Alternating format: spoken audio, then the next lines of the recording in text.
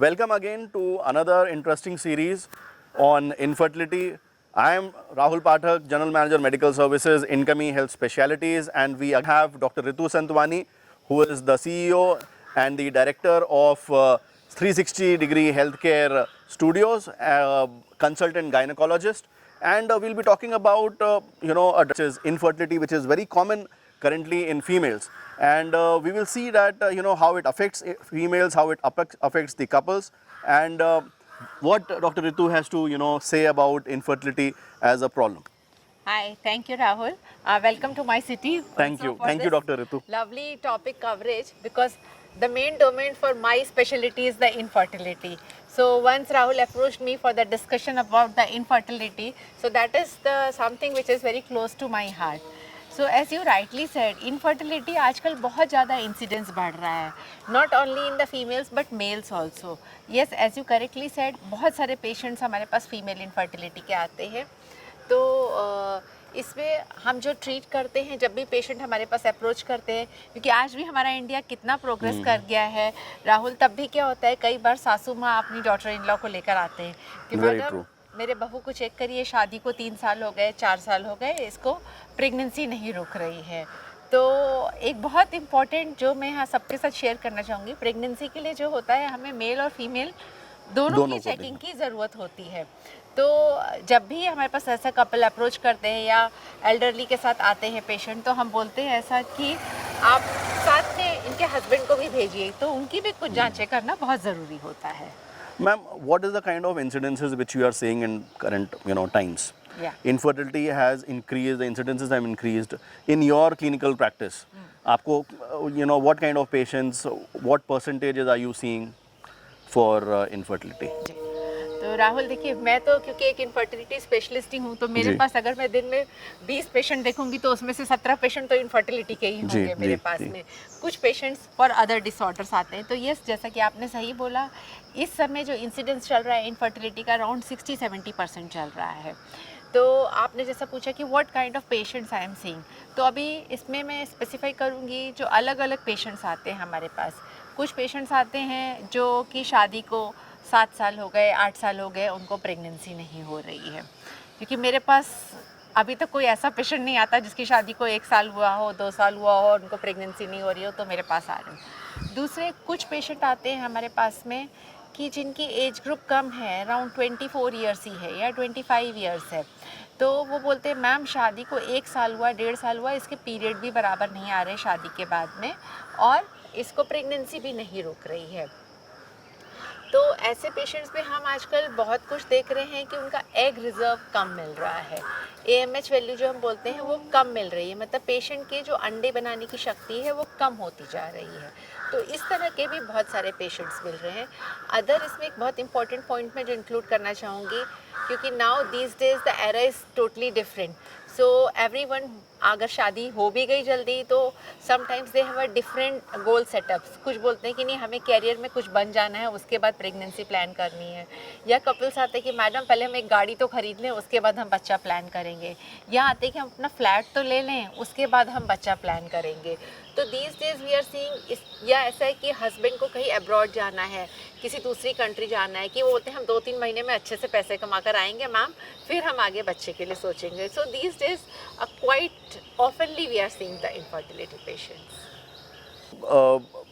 I heard you, Dr. Ritu. These are some interesting points which you are facing, in your clinical practice. What is the cause? Earlier it was not there. You are saying that incidences are increasing, and around 30-40%, incidences have increased. So what is the cause of this? Yeah. तो देखिए, अब infertility के लिए अगर मैं शुरू करती हूँ, मेल इनफर्टिलिटी और फीमेल इनफर्टिलिटी.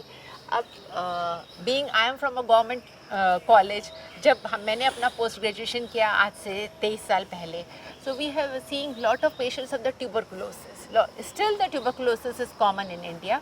तो क्या होता था कि बहुत सारे पेशेंट्स हम देते थे कि जिनको TB का हिस्ट्री है. तो पेशेंट्स ऐसे आते थे कि उनको प्रेगनेंसी नहीं हो रही है या पीरियड भी कुछ आना कम शुरू हो गया, या जब उनकी हम टेस्ट करते थे तो उसमें जो एक इम्पॉर्टेंट टेस्ट होता था कि पेशेंट के ट्यूब्स ओपन है कि नहीं है, तो ट्यूब्स कई बार ब्लॉक आते थे। तो still in India tuberculosis is one of the very very important reason. जब हम पेशेंट से हिस्ट्री लेते हैं और पूछते हैं कि आपका पहले तो ऐसा नहीं था कि आपको बचपन में कभी टीबी हुआ हो या कोई फैमिली हिस्ट्री हो, this is very important reason. Second, जैसा कि आजकल हम देख रहे हैं PCOS इज़ अ एपिडेमिक, हाँ, lot of patients of the PCOS are there. So mostly the patients are coming with the obese PCOS patients are coming. तो अब पॉलीसिस्टिक ओवरीज में क्या होता है कि पेशेंट का ओव्यूलेशन प्रॉपरली नहीं हो रहा है, तो बहुत सारे पेशेंट्स हमारे पास आते हैं। तीसरा जो मैं बोलूँगी जिसमें कि लाइफस्टाइल का ही हो गया, क्योंकि PCOS भी उसी में आ गया हमारा, ओबीस पेशेंट्स भी बहुत सारे आते हैं। चौथा जो हम आजकल बहुत कॉमनली देख रहे हैं कि पेशेंट्स का, जैसे मैंने पहले भी बोला कि यंग पेशेंट्स भी आ रही हैं लेकिन उनका एग रिजर्वॉयर बहुत कम है। तो हमें जब भी हेल्दी प्रेगनेंसी के लिए प्रोसीड करना है तो हम देखते हैं कि पेशेंट का एग अच्छा बनना चाहिए और मेल्स में स्पर्म काउंट, मोटिलिटी, मॉर्फोलॉजी अच्छा होना चाहिए। तो these days we are getting the patients जिसमें कि मेल्स में young males are coming to us, जिनमें कि कुछ लोग तो ऐसे हैं कि जिनके जब हम सीमेन एनालिसिस कराते हैं तो स्पर्म काउंट कई बार 0 आता है, या कुछ आते हैं कि जिसमें स्पर्म्स का मोटिलिटी नहीं है। क्योंकि एक हेल्दी प्रेगनेंसी के लिए जब मेल एंड फीमेल का मेटिंग होता है तो स्पर्म का काउंट होना भी अच्छा ज़रूरी है, मॉर्फोलॉजी होना भी अच्छा ज़रूरी है और मोटिलिटी होना भी अच्छा ज़रूरी है। क्योंकि जब तक अगर स्पर्म की मोटिलिटी नहीं होगी तो वो प्रेगनेंसी नहीं कर सकता। तो these days we are seeing lot of patients for that also कि स्पर्म काउंट कम है या स्पर्म की मोटिलिटी कम है या डेड स्पर्म्स, ये भी हम बहुत सारे पेशेंट्स देख रहे हैं। तो उसमें एक जो कॉमन रीज़न है, एक तो हमारी लाइफस्टाइल में बहुत स्ट्रेस बढ़ गया है, तो एक उस वजह से भी ऐसा हो रहा है, या some are addicted to different kind of drugs also. These days we are getting lot of patients, they are addicted to marijuana or some other drugs, or alcohol and smoking, as we all know, is also causing a very very important other very important thing. अभी आजकल बहुत सारे studies भी आए हैं कि long use of the laptop on your lap, अभी laptop जैसा टर्म सही लगता है कि लैप पे रखना, पर लॉन्ग टर्म तक रखने से उसके बहुत सारे साइड इफ़ेक्ट्स हम देख रहे हैं। तो इस तरह ये these are the some very very common reasons. ऐसे ही varicocele of testis is also very common. तो अभी इसके लिए मैं बताना चाहूँगी तो एक पूरे 2-3 शो हो जाएंगे बीइंग अ इनफर्टिलिटी स्पेशलिस्ट। तो these are the some important causes what I have shared with you. Ma'am patient क्या करे? हाँ हाँ। Ma'am, you have told multiple factors. Stress is there. Yes. You know, there is PCOS, which is very common, Yeah. right? We people are from IT industry. Laptop भी use करेंगे. जी. Ma'am, how should you know, a female patient, you know, or a couple who are trying, you know, how do you go about it? What are your, you know, dietary requirements to them? What are your choices of antioxidants to them, right? I would like to understand, ma'am.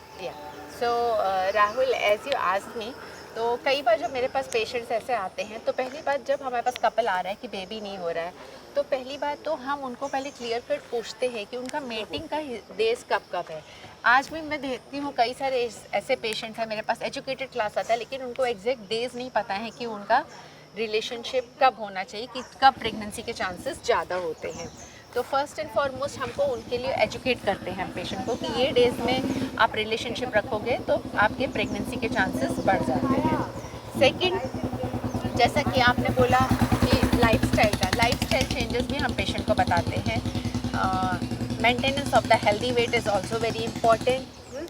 And अगर obese हैं तो अगर 5% wait भी reduction होता है patient का, PCOS है, तो उसका ओव्यूलेशन प्रॉपर होने लगता है। तो हम पेशेंट को ऐसा नहीं बोलते पेशेंट का बस 90 किलो की आ रही है तो आप अगली बार आओगे तो आपको 70 किलो का होना चाहिए, तो वो तो पॉसिबल भी नहीं है। एटलीस्ट अगर पेशेंट अपना 5% वेट भी रिड्यूस करेंगे तो उनका ओव्यूलेशन काफ़ी कुछ प्रॉपरली होने लगता है। सिमिलरली अगर आप बहुत ज़्यादा एडिक्टेड हो किसी चीज़ को तो you have to cut down slowly, that is also very important. अब जैसे आपने मुझसे पूछा रोल ऑफ माइक्रोन्यूट्रिएंट्स है, तो अभी जैसा कि फर्स्ट एग रिजर्व को हम कैसे बढ़ाया जाए? You know, when you say that there is reduced and this is the trouble which you are seeing in your patients, so how can we increase that? तो इसके लिए जो नॉर्मल मैं लोगों को सलाह देती हूँ, पहली बात तो आपकी अपनी डाइट को रिच इन एंटीऑक्सीडेंट्स रखना है। जैसा कि मैं अपने हर एक शो में यूजुअली बताती हूँ कि आपको जितना हो सके नेचुरल फूड्स एंड वेजिटेबल्स लेने, natural and seasonal foods and vegetable. हम ऐसा नहीं बोलते कि आपको महंगा बादाम काजू ये खाना है। अगर आपके रीजन में ताज़ी मूंगफली मिल रही है तो आप वो भी ले सकते हो, जिसमें rich in omega fatty acids होना चाहिए। और एग रिजर्वॉयर के लिए यस ऑफकोर्स हम कुछ सप्लीमेंट्स देते हैं, डिहाइड्रो एपिएंड्रोस्ट्रॉन देते हैं, जो कि हम अकॉर्डिंग टू पेशेंट के बॉडी वेट के हिसाब से डोज डिसाइड करते हैं, 25 mg टू 75 mg तक देते हैं। और एक और इम्पॉर्टेंट फैक्टर होता है एग रिजर्वर कम होने का। लोग बोलते हैं बहुत स्ट्रेस्ड है, उनको नींद नहीं आ रही है प्रॉपर, हाँ, तो उसमें एक जो होता है melatonin also works very good. तो usually in small amount of the melatonin 2 mg और 3 mg also does lot of wonders. Other lot of studies we have seen, especially in the PCOS patients, regarding the role of myoinositol and dechironositol. Actually, I am the fond of this medicine, so I am giving in lot of my patients.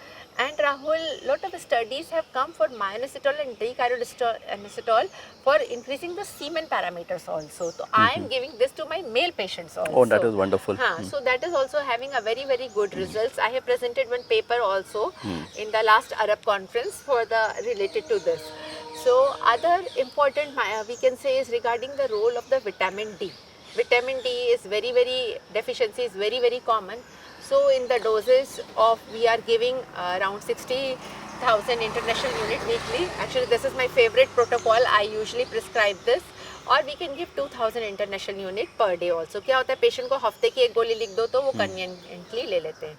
इसके अलावा एस्टाजिंथिन, lycopene, vitamin E और ऐसे arginine, ऐसे बहुत सारे supplements. Coenzyme Q ten एक बहुत ही important है, जो कि मेल फैक्टर्स में स्पर्म मोटिलिटी को बढ़ाने के लिए बहुत इंपॉर्टेंट। और इसी तरह हम कोएंजाइम क्यूटेन का 300 तक का डोज देते हैं एग की क्वालिटी को बढ़ाने के लिए।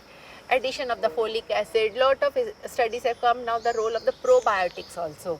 तो ये सब हम पेशेंट को चालू करते हैं। इसके अलावा हम बोलते हैं कि आपको अपने को डिट्रेस करना है किसी फॉर्म में।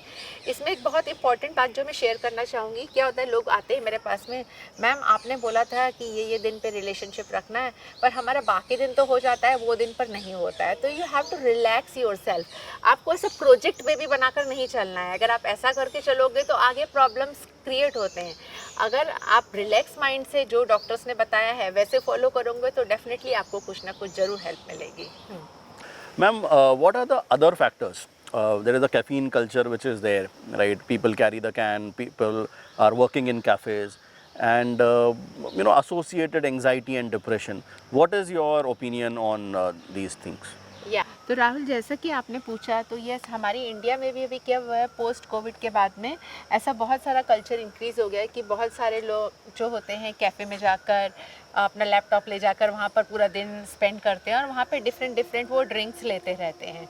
तो जब मैं लोगों को बोलती हूँ कि आपको अपनी डाइट में कैफ़ीन कम से कम लेना है, तो लोग बोलते हैं कि नहीं मैम, हम तो कैलोरी फ्री डाइट ड्रिंक ले रहे हैं, कैलोरी फ्री टी ले रहे हैं, उसमें ज़ीरो कैलोरीज़ हैं। तो फ्रेंड्स, लेकिन क्या होता है, जो ये ज़ीरो कैलोरी के भी जो ड्रिंक्स होते हैं, कभी आप उसमें कंपेयर करके देखिएगा, उसमें भी नॉर्मल के कंपेरेटिवली ज़्यादा कैफ़ीन होता है।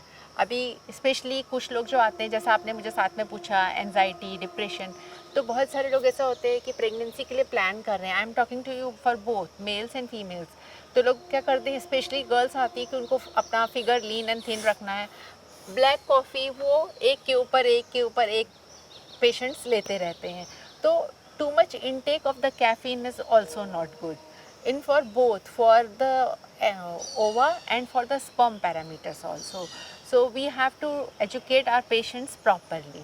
और जैसा आपने बोला कि एंजाइटी, हाँ, सारे पेशेंट्स में ऐसा होता है कि उनको बहुत ही एंशियस रहते हैं कि पहले तो उन्होंने 2-3 साल तक प्लान नहीं किया, अब अगर प्लान कर रहे हैं तो अगर 1 या 2 बार में प्रेगनेंसी नहीं हो रही तो उनको बहुत टेंशन रहता है कि हमारे अंदर ऐसा क्या प्रॉब्लम आ गया, बहुत ही ज़्यादा एंशियस होते हैं। तो I always tell my patients, once you have started the treatment, please have some trust on you and some trust on your treating doctor.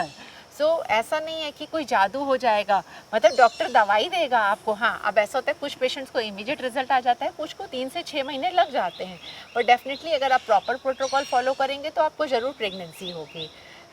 इसी में मैं एक और ऐड करूँगी जो मैं बहुत कॉमनली अपने पेशेंट्स को बोलती हूँ कि once you think positively then only you will get the positive result. अगर आप डिप्रेस होकर आओगे कि हाँ नहीं मैम हमने तो इतनी जगह दिखा लिया, ये सब कुछ कर लिया, हमें प्रेगनेंसी नहीं हो रही है, तो डिप्रेशन से कुछ नहीं होने वाला है। अगर आप एक बार पॉजिटिव सोचोगे और आपको पॉजिटिव ट्रीटमेंट शुरू किया जाएगा तो डेफिनेटली बहुत अच्छे रिजल्ट्स आएंगे आपको। मैम आपने बताया कि बहुत से ऐसे ओरल सप्लीमेंट्स हैं जो कि फ़ायदा करते हैं, बट क्या हकीकत में when you talk about the fertility outcomes इनसे किस हद तक इम्प्रूव होती है?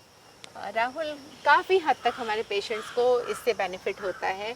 अगर मोटे फिगर में मैं बोलूँ तो around 70 to 80%, you can think this is quite a big chunk. क्योंकि हमारे यहाँ जितने भी पेशेंट्स आते हैं, बहुत सारे पेशेंट्स को डाइट में कुछ ना कुछ डेफिशिएंसी होती है।